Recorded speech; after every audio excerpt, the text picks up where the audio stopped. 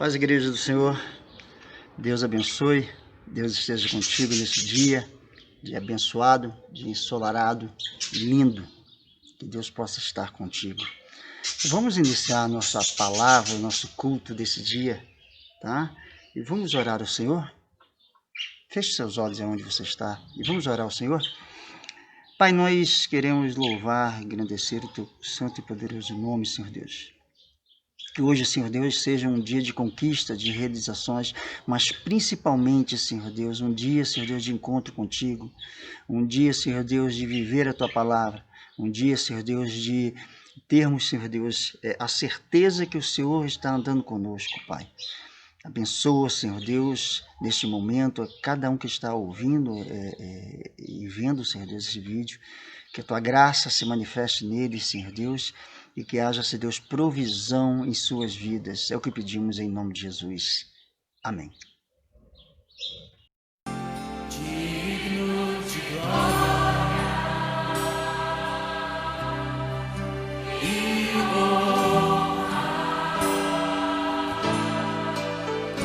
levantamos nossas mãos para teu nome exaltar. Digno de glória e honra.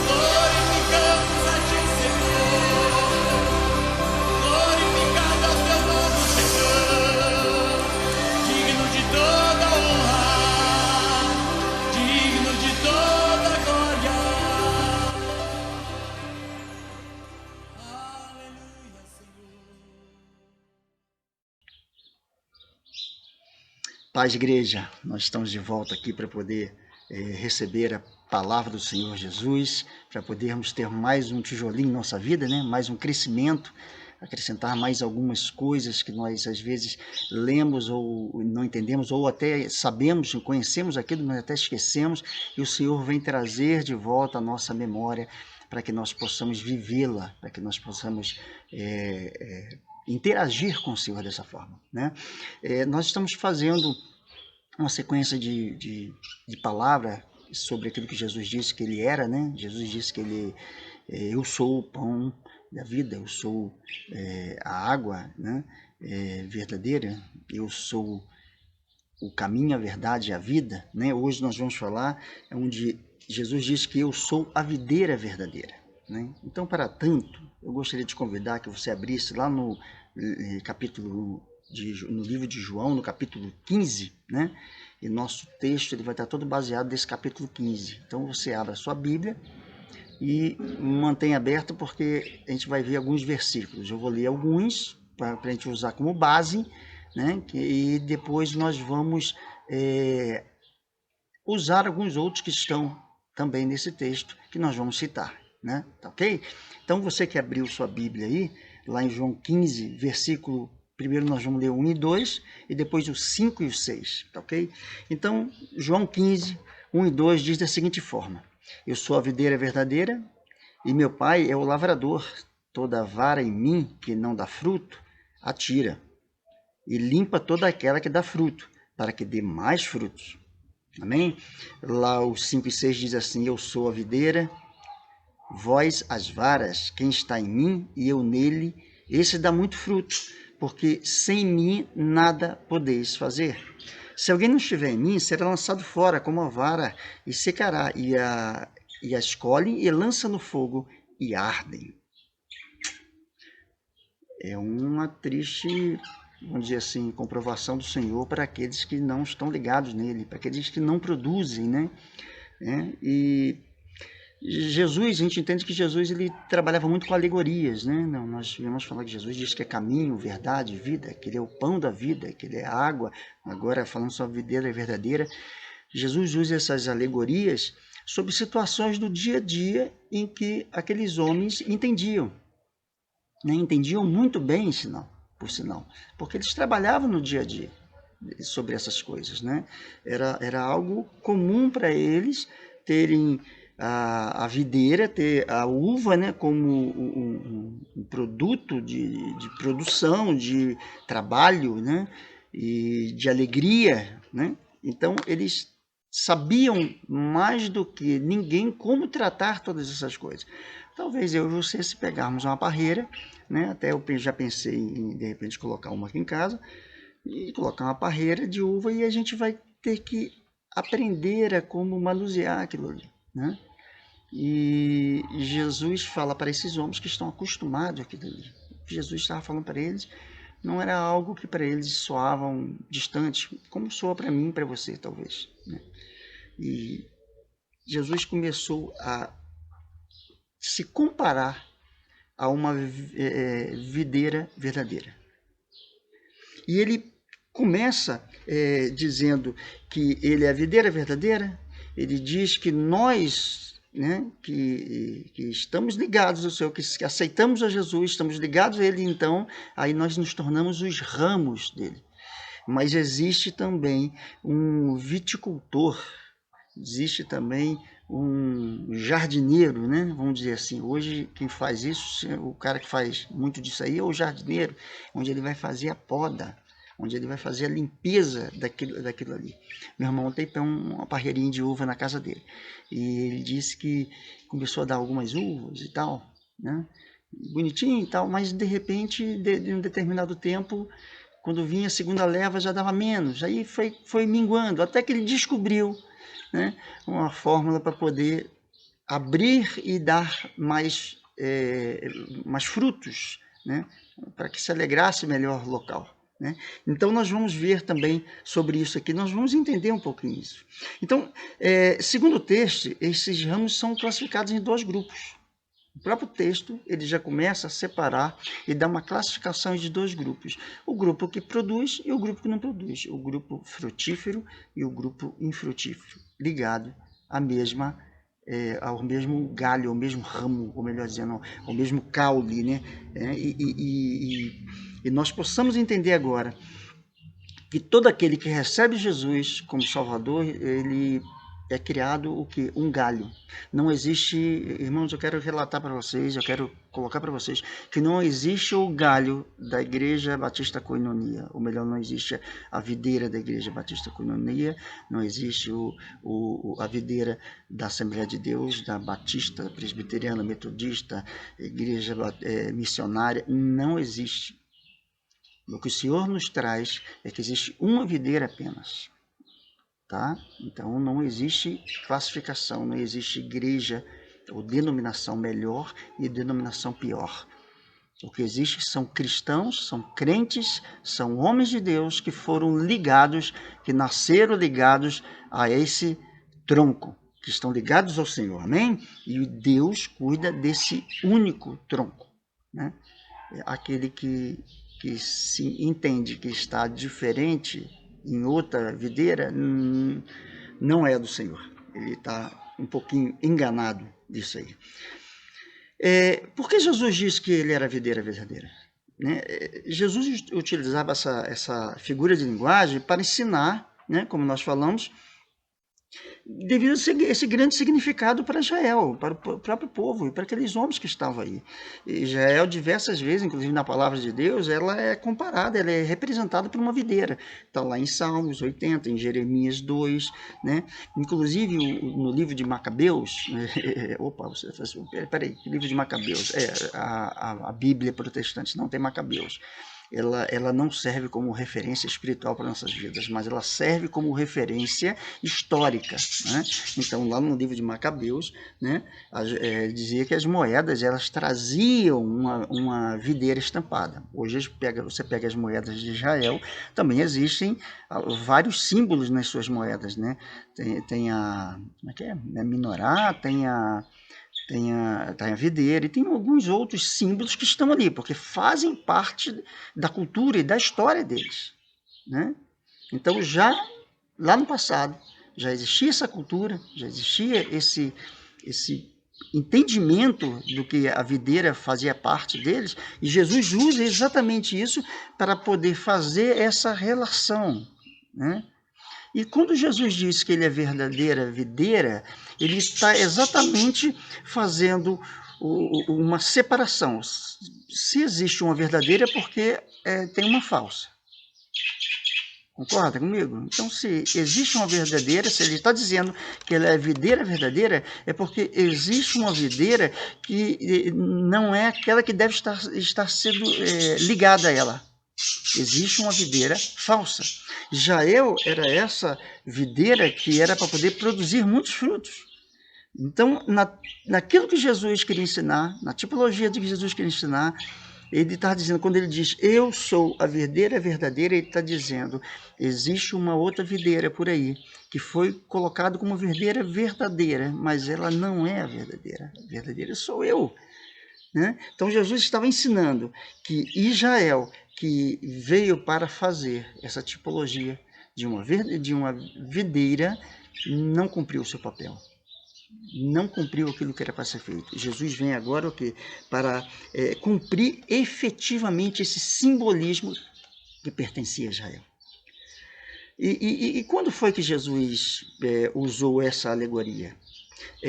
Eu queria relatar, ou melhor, ressaltar para vocês, irmãos, que o contexto dessa passagem, ela se torna muito importante para a interpretação dela. Né? Nós lemos alguns versículos, e muitas das vezes a gente cai no erro de pegar somente alguns versículos, não pegar todo o contexto para poder entender o que Jesus queria dizer, ou o que o texto queria dizer no caso, né? Mas o que Jesus queria dizer e como se passou essa alegoria, né? Então, o contexto dessa passagem, então, ela se torna muito importante para a gente poder entender. E esse texto, ele se passou no momento em que Jesus vamos dizer assim, logo depois da ordenança da ceia. Né? Jesus faz a ordenança da ceia e logo depois ele vai para o monte. Né? Então, nesse espaço, acontece essa manifestação do Senhor, essa palavra do Senhor Jesus, esse ensinamento do Senhor Jesus. Então, Jesus estava, ele estava trazendo uma palavra que talvez estivesse aflorando naquele momento ali, da ceia, né? Na ceia Jesus diz que vai ser traído, na ceia Jesus diz que existe alguém que estava junto a ele, mas não estava limpo ainda, né? Nem todos estão limpos ainda, né? Que o texto diz. Então, Jesus ele começa a ensinar, a trazer um significado, dizendo que havia diferença daquele que dá fruto e aquele que não dá fruto. Em primeiro lugar, ele estava ensinando isso. E essa diferença estava fundamentada em quê? Em permanecer nele. Permanecer nos seus ensinamentos. Né? E o ramo que dá fruto permanece. Só é retirado aquele que não dá fruto. Né? E esse ramo infrutífero, ele, ao contrário do frutífero, ele não tem mais jeito. Ele é retirado fora. Né? Agora, antes de a gente dar continuidade, essa palavra eu queria botar um vídeo para você, um vídeo curto, tá? Mas para a gente poder exemplificar, tá ok? Veja esse vídeo agora, em nome de Jesus. Aqui. Muita gente pergunta, quando vê a parreira aqui bem verdinha, cheia de folha, que são ainda folhas novas, se não dá dó de cortar. E as pessoas têm dó, eu também tenho, porque a planta tá viva ali, tá bonita, mas se não fizer isso nessa época, não vai ter a quantidade de frutos que a gente quer que tenha na época da colheita, na época dela brotar. É bem linda, então é um sacrifício que tem que ser feito alguma hora para poder colher. É que nem plantar para colher, tem que uma hora fazer o que tem que ser feito. Vou mostrar essa parte das folhas bem verdinhas agora, que nós vamos tirar tudo para estimular a brotação de galhos novos. Por exemplo, aqui tem folha ainda da estação anterior, né? Apesar do outono ter caído bastante, ó, muitas folhas amarelas. Mesmo tendo bastante verde, tem que perder o medo, não ter dó e cortar, porque é isso que vai favorecer a planta a produzir mais e até ficar mais saudável também, vai ficar muito carregada. Então aqui, por exemplo, ó, eu estava te falando da parte antiga e a parte nova. Dá pra ver bem aqui, ó, vou até tirar as folhas. Ó, a parte antiga vem aqui, aqui, e essa aqui é a única nova pequena. A gente vai fazer aquele truque de contar pelo menos uns 2 ou 3 nozinhos. Vou dar aqui. Tá lindo, mas vai ter que cortar.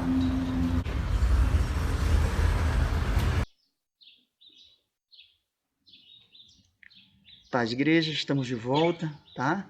E eu queria dar continuidade agora a essa palavra para a gente começar a explicar, talvez agora com o vídeo que você viu, né, do homem lá fazendo a poda, entendendo ali os galhos, né, quer dizer, galhos, né, ele até fala, tem uns galhos lindos, dá uma dor, né, dá uma pena, como é que eu vou cortar um galho desse aqui tão bonito, tá verdinho, mas é necessário.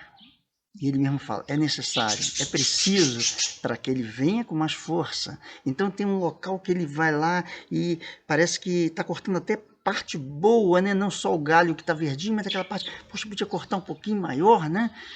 Eu vi um outro vídeo que o cara falou que tinha gente que mandava cortar com 2 metros somente na ponta para dar parreira lá na frente. E ele falou assim, não tem necessidade, você vai criar uma imensidão de galhada, onde o fruto vai ser o mesmo. Onde se você cortar mais curto, o fruto vai dar ali. Né, sem precisar de ter muitas outras coisas, né? Talvez são coisas que nós adotamos em nossas vidas e, de repente, sem nenhuma necessidade, né? Que se você tivesse cortado, retirado aquilo dali, ficaria mais leve e o fruto daria da mesma forma e com mais força ainda, né? Então, vamos lá. Qual é a explicação para esta alegoria que nós podemos entender aqui?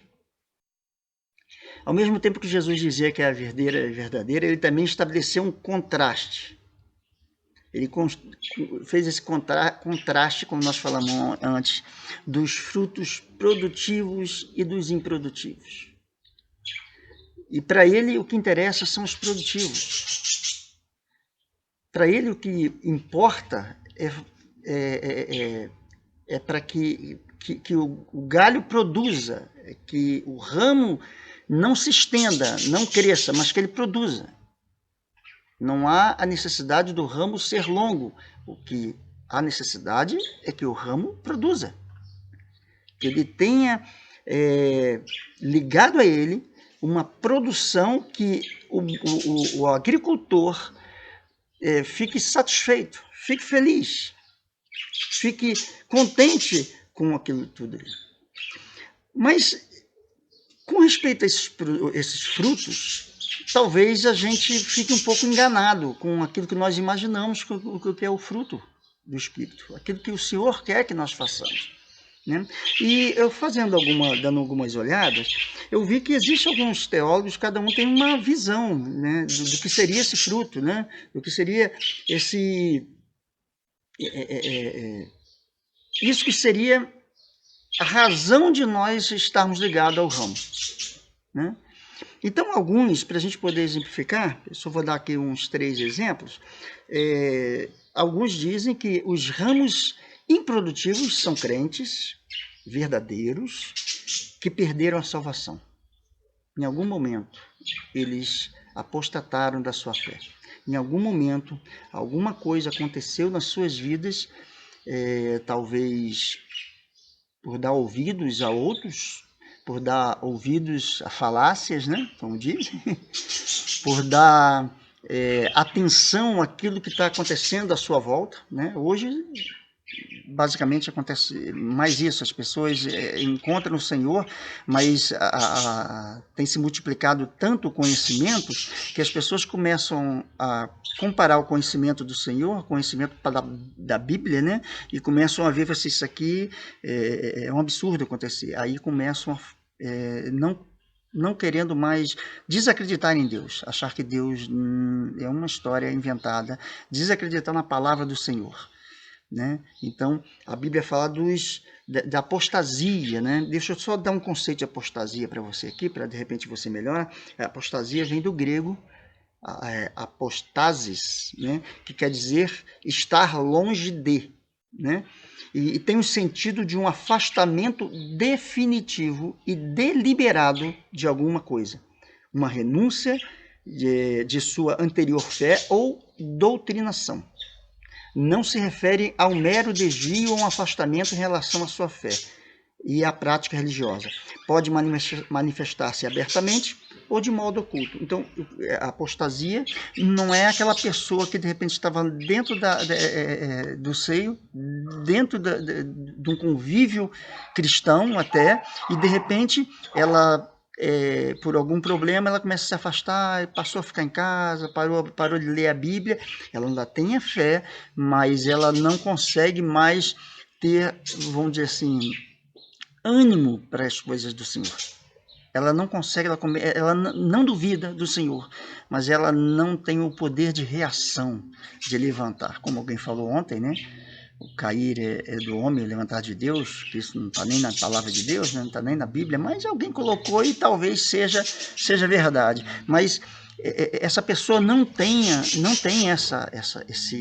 esse desejo, ou melhor, desejo, não tem essa força para levantar, para estar novamente produzindo.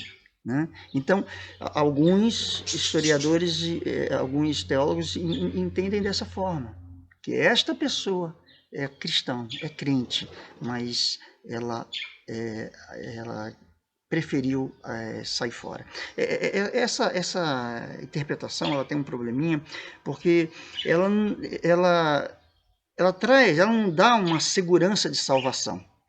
Parece que a salvação ela está repousada assim, na capacidade dos ramos produzirem. Né? A capacidade dos ramos produzirem.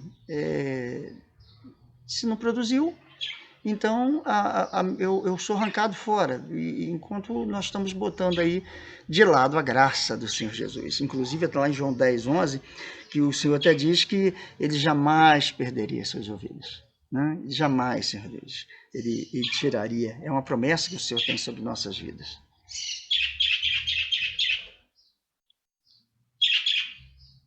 Amém. Uma outra vertente que existe também é que os ramos improdutivos, eles são crentes, verdadeiros e que estão sendo disciplinados por Deus. Ou seja, a poda, a cortar, é uma disciplina que Deus está colocando sobre suas vidas, né? Essa disciplina talvez fosse por algo que a pessoa não desenvolvesse.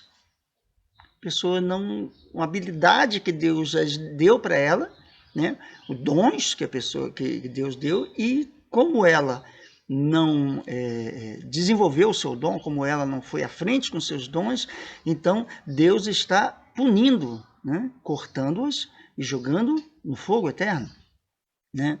Esses improdutivos são aqueles que estão dentro das igrejas, né? E talvez seja aqueles que Jesus, lá no final dos tempos, quando a Bíblia diz que estarão, e fala, Senhor, mas em teu nome eu fiz isso, fiz aquilo outro, fiz tanta coisa, né? E Jesus fala assim, mas eu não te conheço, né? Embora ele estivesse dentro da igreja fazendo, trabalhando, mas não estava fazendo nada para o Senhor, né?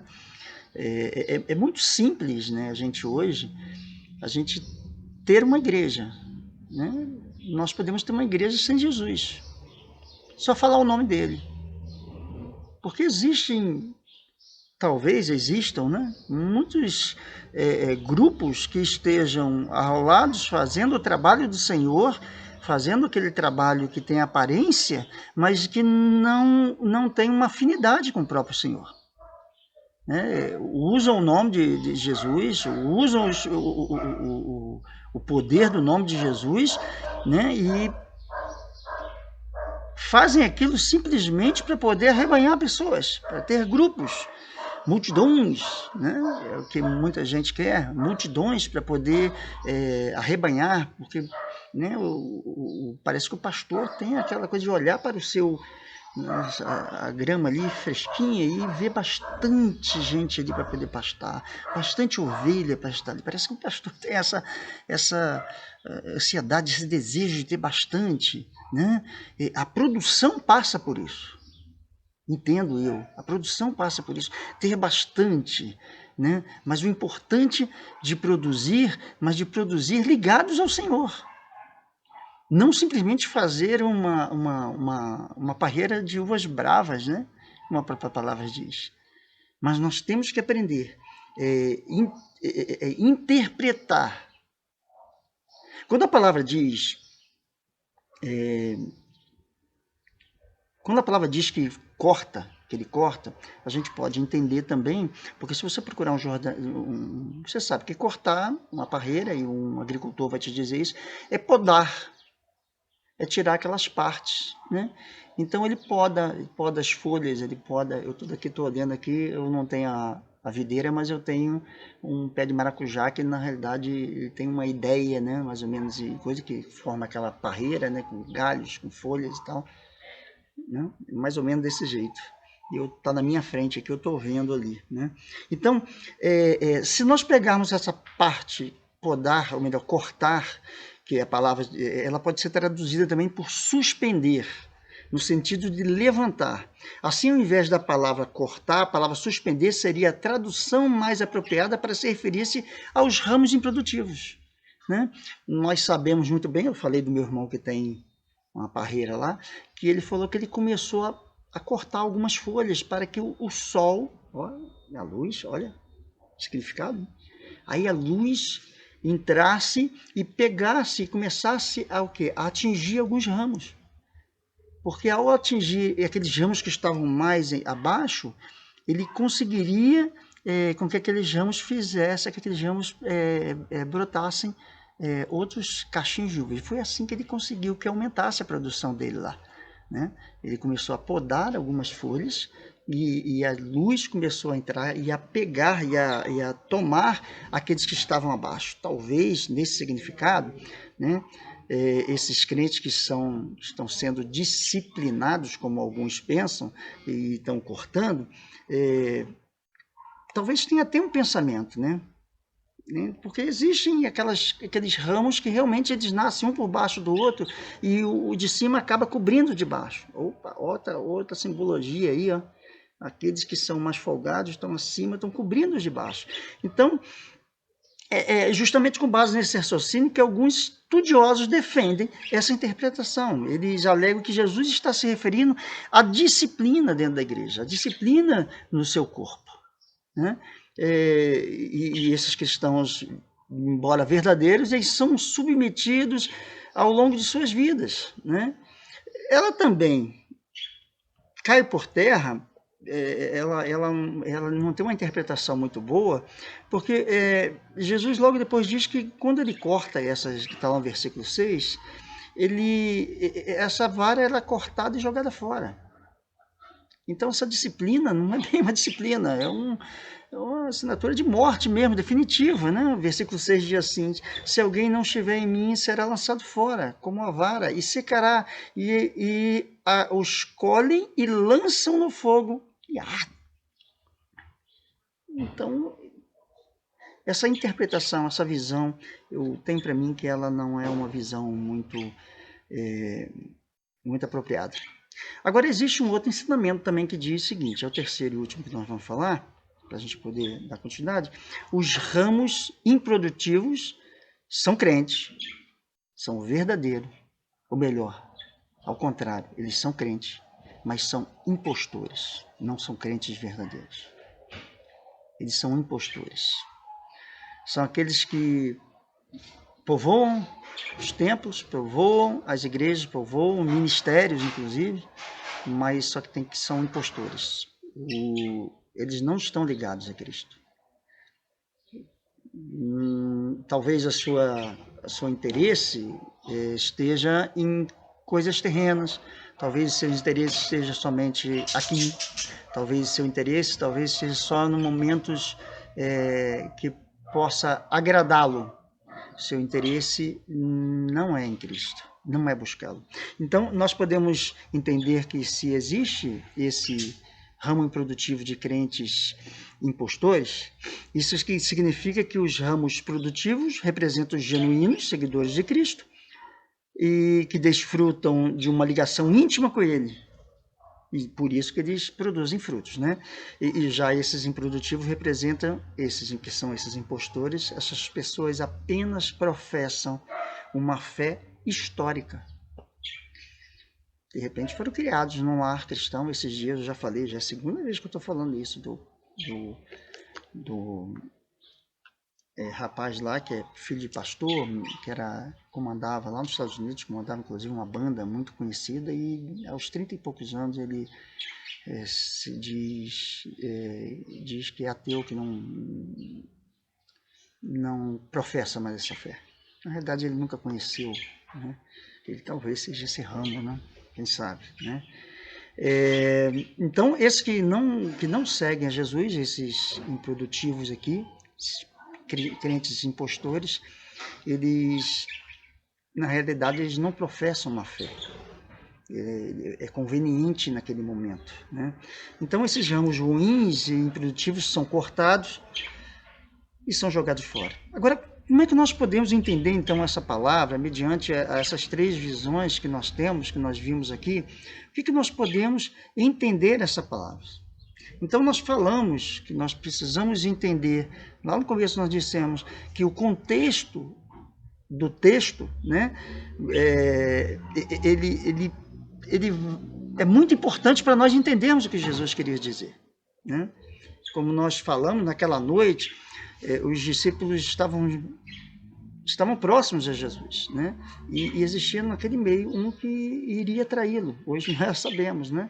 Então, considerando isso, se nós depararmos com a insistente, né, repetição do verbo permanecer, se você pegar o texto e ler insistentemente Jesus fala de permanecer.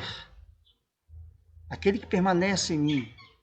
Então, se tem o que permanece, tem aquele que outrora ou de alguma forma estava ligado, mas não permaneceu.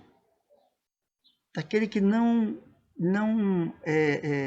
o seguiu fielmente.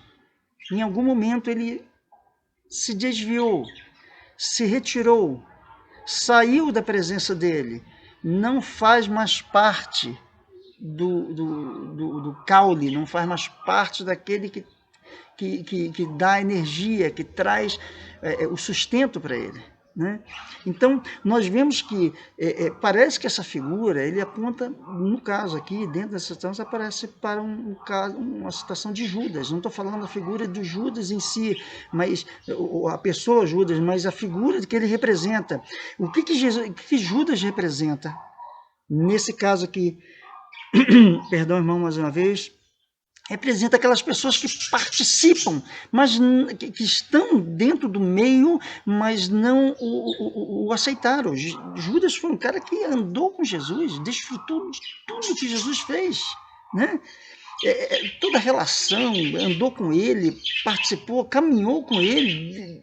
Quantos quilômetros talvez Judas tenha andado, quantas cidades Judas deve ter andado, né? E Judas participa com ele aquilo ali, mas não estava ligado a ele.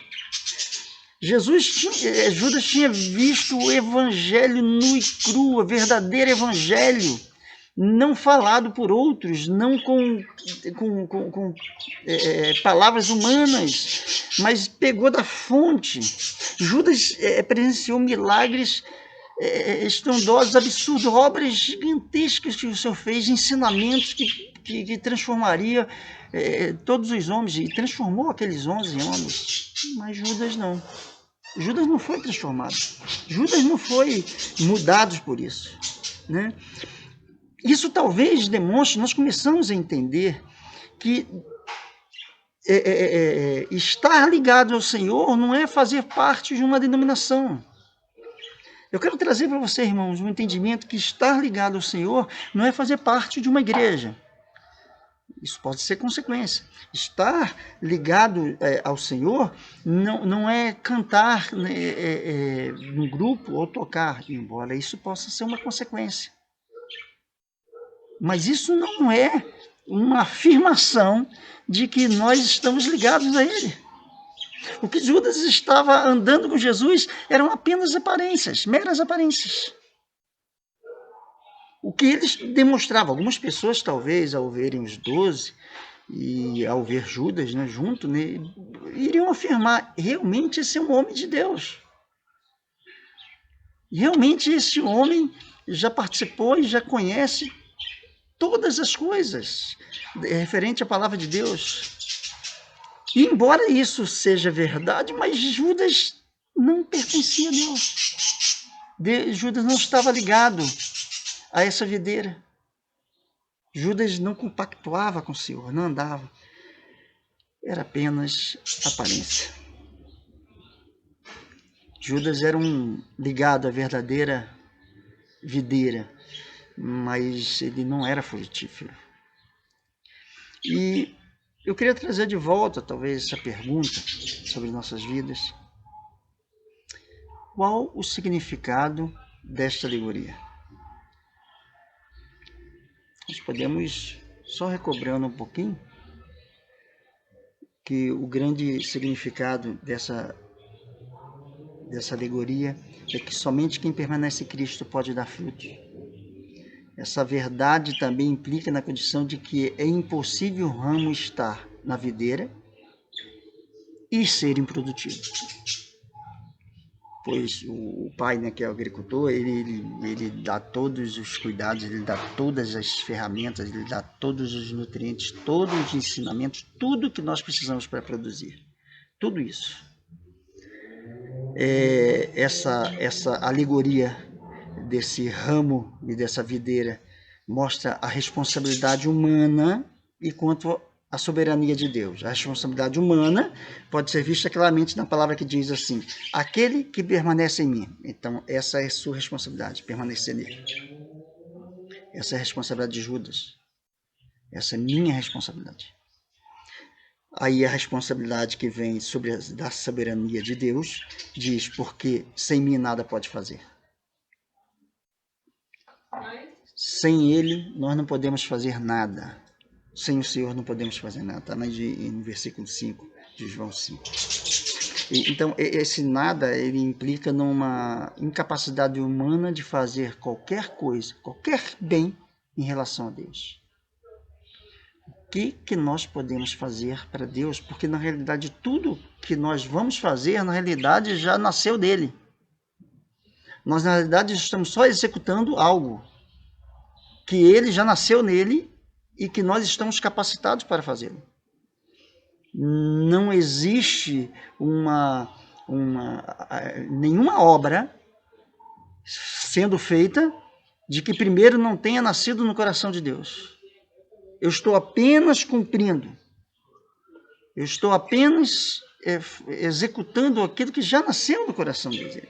Então, se nós produzimos, é porque ele já deu as condições. É porque ele já fez. Se estamos na videira verdadeira, é porque ele tem cuidado de nós. Ele cuidou antes de nós. Se nós amamos, irmãos, é porque ele nos amou primeiro. Se nós amamos a Deus, não é porque ele nos amou primeiro. Não existe condição, não existe situação nenhuma em que nós nos antecipemos ao Senhor para poder fazer alguma coisa nessa vida. Tudo. Então, assim, irmãos, não existe cristão verdadeiro que não dê fruto. Talvez você esteja agora assustado. Peraí, mas eu sou cristão, o que eu produzo? O que eu faço? Meu Deus, será que eu sou crente mesmo?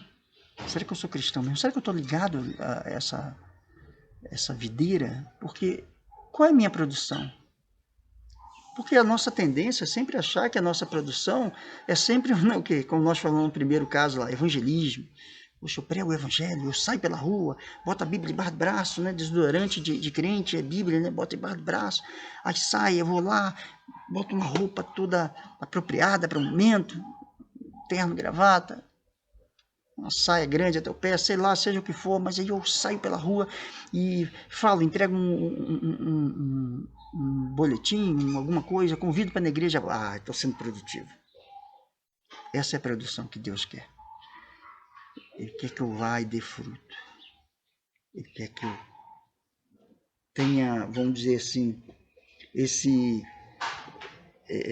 desejo de estar trazendo outros para dentro da igreja, congregar ali, sentar no banco do meu lado e eu poder dizer, esse aqui é um discípulo meu, eu ganhei ele está aqui sentado na igreja, ele está aqui sentado, misericórdia. Muitas das vezes, como a palavra diz, é um morto carregando o outro morto, cego guiando cego, desculpa, mas é um morto carregando o outro, porque de repente os dois estão vazios, estão ali por conveniência, por situações adversas, mas não por causa de Cristo. Não pelo amor que tem pelo Cristo, às vezes é o amor que tem pelo grupo, pela igreja, mas não por Cristo. Estão sendo enganados, um enganando ao outro, né? Então nós precisamos aprender, irmãos, que nós precisamos produzir fruto. Mas que fruto é esse, meu Deus, que até agora eu não estou entendendo, pastor? Que fruto é esse? E nós precisamos entender, irmãos, que esse fruto, ele tem que ser algo que tem que ser vivido e ele tem que ser gerado dia após dia em nossa vida. Lá em Apóstolo Paulo, lá no livro de Gálatas, ele fala sobre o fruto do Espírito. E eu tenho assim a convicção de que Deus, ao instituir, e o Senhor Jesus, ao falar sobre essa videira verdadeira, ele estava tentando nos ensinar exatamente sobre esse caráter cristão. Porque o fruto, ele está grudado ao ramo. O fruto foi gerado em você, de dentro para fora. Não é assim que a fruto faz? O galinho está lá, de repente aparece uma flor, depois sai o fruto, saiu de dentro de você. Eu quero identificar que existe um caráter cristão, um caráter que motiva o homem a ser transformado, e ele é gerado pelo Espírito Santo. Ele é gerado de dentro para fora, para transformar todo homem numa nova criatura, em uma nova vida. Ele transforma aquele ramo que não daria nada em alguém que vai produzir frutos dentro de si. Interessante que, se nós continuarmos com a alegoria, esse ramo produz o fruto, sai de dentro de vocês, mas ele vai alimentar quem? Ele vai alimentar os outros. Esse produto da videira, que é a uva, ali ela é transformada no vinho, que a palavra diz que é alegria. Quando o casamento das bodas de Caná, quando acabou o vinho, o que a Bíblia diz? Que a alegria faltou. É o símbolo da alegria. E quem alegra o mundo? O crente, ele tem que ser esse que produz fruto, mas ele tem que saber que a produção do fruto é nele. O caráter cristão, o caráter que Paulo coloca lá do fruto, alegria, bondade, misericórdia, seja lá o que for, harmonia, todas as longanimidade, né, amor, tudo isso faz parte do fruto que está dentro de nós, irmãos, e que nós temos que aflorar, colocar para fora, mas nós precisamos estar ligados em Cristo, nós temos que estar ligados no Senhor. O apóstolo Paulo claramente nos alerta para o fato de que somente pela ação da capacidade do Espírito Santo que podemos demonstrar as virtudes que nos levam a uma vida que agrada a Deus. Sem um novo nascimento, sem a podas, nada disso, o homem passa a viver uma vida miserável e aí ele tem que ser arrancado fora e jogado, como o Senhor diz, como o Senhor colocou-os para nós. Olha o que diz lá no versículo 10 de João 15. Se guardardes os meus preceitos, permanecerão em meu amor. Isso está incluído dentro do contexto que nós lemos aqui sobre a videira verdadeira.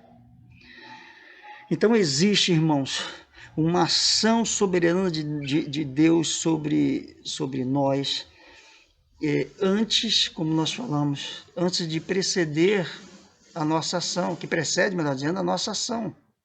Se existe uma ação nossa, é que existe uma ação soberana de Deus.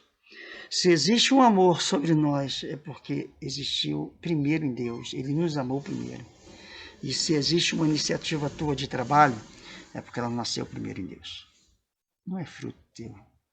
Esse fruto pertence a dele. Por isso que tudo que nós fazemos, nós temos que devolver a honra, a graça e a glória ao Senhor Jesus. É dele, pertence a ele, não pertence a mim, irmãos. Então, assim, qualquer coisa de bom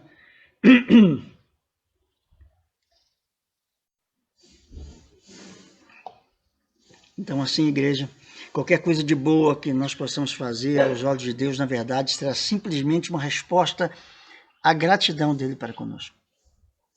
De gratidão. Então, se produzirmos mais e mais frutos, a glória sempre será dele. Nada virá sobre nós. O versículo 16 diz: não me escolheste vós a mim, mas eu vos escolhi a vós, e vos nomeei para que vades e deis fruto, e o vosso fruto permaneça, a fim de que tudo quanto em meu nome pedirdes ao Pai, Ele vos conceda. Irmãos, para a gente estar terminando,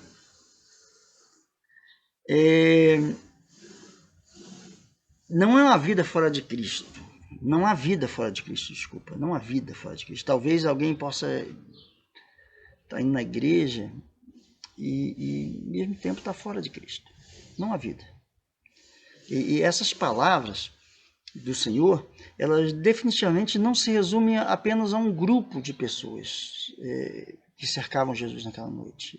Esse texto que o Senhor disse, essa alegoria que o Senhor trouxe, ela é uma alegoria para toda a igreja, que permanece hoje. É uma alegoria para você e para mim. Como então, talvez esteja batendo no seu coração, como anda o meu fruto? Como é que anda o meu crescimento? Como é que anda os frutos que eu tenho colocado à vista do mundo, para que as pessoas possam se alimentar do Senhor? Porque se nós olharmos, existe uma ilógica na lógica de Deus. Meio absurdo. Como que alguém, para produzir mais, tem que ser cortado? Como pode produzir alguém sendo cortado pela metade? Como é que alguém produzia 10, vamos dizer assim, 10 uvinhas? De repente é cortado pela metade para produzir 20. Porque é uma ilógica. Mas na prática, você, quando pega uma parreira e você faz essa poda, você vê que ela é verdadeira. Aí, se a gente perguntar isso para Deus, talvez o Espírito Santo possa te responder que ele está querendo aumentar o teu potencial. Ele está tirando aquilo que não importa, aquilo que te atrapalha. Seus achismos, seu conhecimento, ele está colocando, deixando você dependente dele, simplesmente do caule, simplesmente da fonte. O que eu quero trazer para você, irmãos, é que nós temos que estar conectados, não temporariamente, mas a conexão com o Senhor, ela tem que ser, vamos dizer assim, essencialmente parte da nossa vida. Nós temos que estar, em essência, ligados à videira do resto das nossas vidas. Mas ser podado dói. Ser cortado dói. Você viu lá no vídeo aquele caule bonito e alguém disse, dói cortar o caule. Porque aparentemente está bem, mas eu quero produzir mais. O Senhor quer produzir mais na sua vida. Irmãos, talvez você precise ter um novo visual, nova visão, melhor dizendo, sobre aquilo que o Senhor quer da tua vida. Todas as coisas vão acontecer se você simplesmente permanecer ligado à videira, aprendendo dele, crescendo nele. Ainda que doa, ainda que você tenha que retirar algumas coisas que você acha que não tem necessidade, que acha que você pode conviver com os dois lados. É verdade, você pode muitas das vezes conviver, mas existem coisas que na nossa vida que precisam ser retiradas, cortadas, podadas, para que nós produzamos mais. Tudo me é lícito, nem tudo me convém. Eu posso todas as coisas, mas nenhuma dessas coisas, nem todas essas coisas podem, de repente, me fazer ter um relacionamento maior com o Senhor e produzir aquilo que Ele quer, produzir aquilo que Ele deseja em nossas vidas. Então, o que eu aprendo uma das coisas que eu aprendo nesse texto é que eu não mereço ser nem sequer o menor do ramo. Porque a minha, vamos dizer assim, aquilo que nós fazemos, aquilo que eu faço, não consegue chegar até aquilo que o Senhor quer da minha vida. O Senhor quer muito mais, Ele quer que eu produza muito mais, né?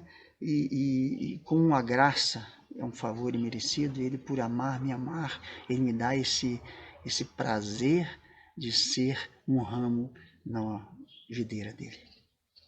Eu queria deixar com você essa palavra, para que você produza, para que você vá e produza frutos, e frutos que permaneçam. Que o Senhor possa te abençoar na sua vida, na sua casa, em nome de Jesus. Um plano para salvar, um pacto para selar, silêncio no céu. Resgate, salvação, encheu seu coração, Ele em êxito.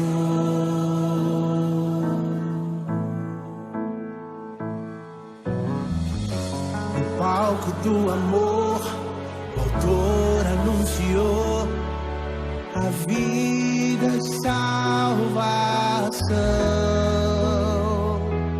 Tudo que ele fez foi obedecer o plano que Deus escreveu.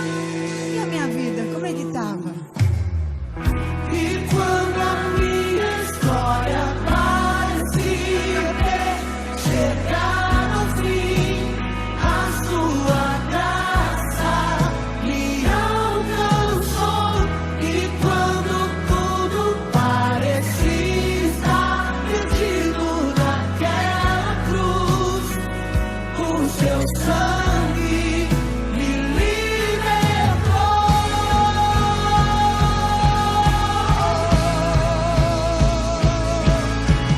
Jesus, o plano perfeito, mistério da graça que me transformou. O seu nome é Jesus, nome sobre todos, veio pra salvar, ele me salvou. O plano pra salvar, o pacto pra selar, silêncio no céu,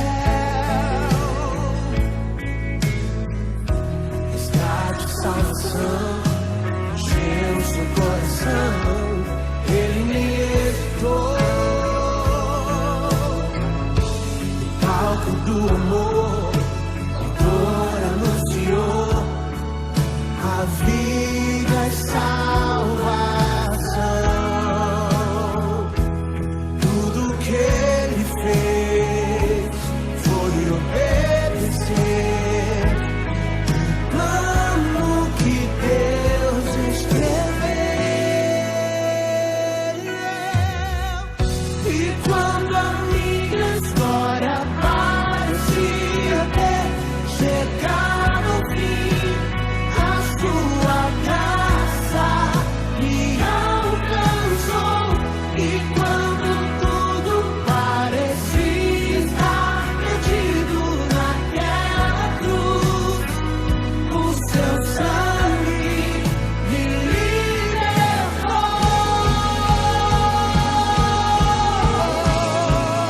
Me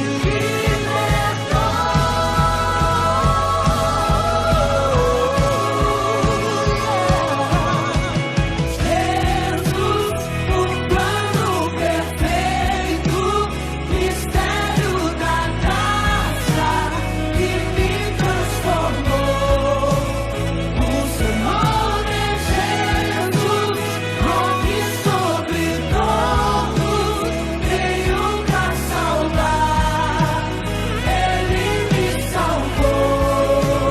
Te adoramos, Jesus, o plano perfeito, mistério da graça que me transformou. O seu nome é Jesus, nome sobre todos, veio pra salvar, ele me salvou. Te adoramos, te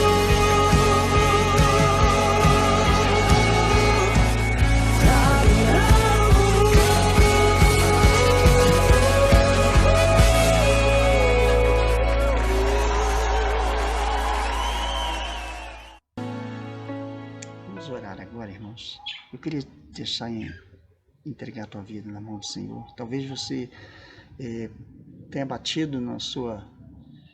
Agora, o seu ser, não são as minhas palavras, eu quero te ressaltar isso. A palavra diz que quem nos convence é o Espírito Santo, e existe um Espírito Santo dentro de você. A partir do momento que você ouviu, que a partir do momento que você aceitou a palavra, o Espírito Santo fez morada dentro de você, e você está aí agora com o Espírito Santo dentro de você, e ele está te convencendo talvez dos seus erros, está te convencendo das coisas más que você tem feito, da improdutividade. Quantas vezes você ouviu a palavra, quantas vezes você entendeu a palavra, mas não a colocou em prática. Isso é deixar que o fruto não floresça, o fruto não cresça. Amém? Fecha seus olhos aí, vamos orar ao Senhor. Pai, eu quero, em nome de Jesus, te louvar, Senhor Deus, pela tua palavra, pelo dom, Senhor Deus, que o Senhor tem dado aos teus filhos, Senhor Deus, pelo Evangelho, pelo Espírito Santo, Senhor Deus, que tem nos convencido e tem nos ensinado, Senhor Deus.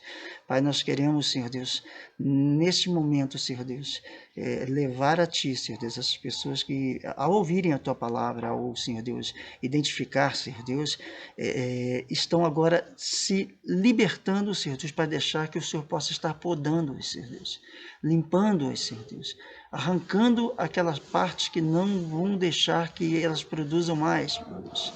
Porque o Senhor, Deus, faz com que a videira cresça e multiplique, cresça mais e seja, Senhor Deus, mais produtiva, Senhor Deus. E é desta forma que nós queremos ser, Senhor Deus, produtivos, fazendo aquilo que o Senhor quer e aquilo que o Senhor tem de melhor para nós. Senhor Deus, que nós temos uma semana de bênção, uma semana de cobertura, uma semana de paz, uma semana, Senhor Deus, produzindo para Ti, Senhor Deus. É o que nós pedimos em nome de Jesus, para a Tua honra e glória. Amém.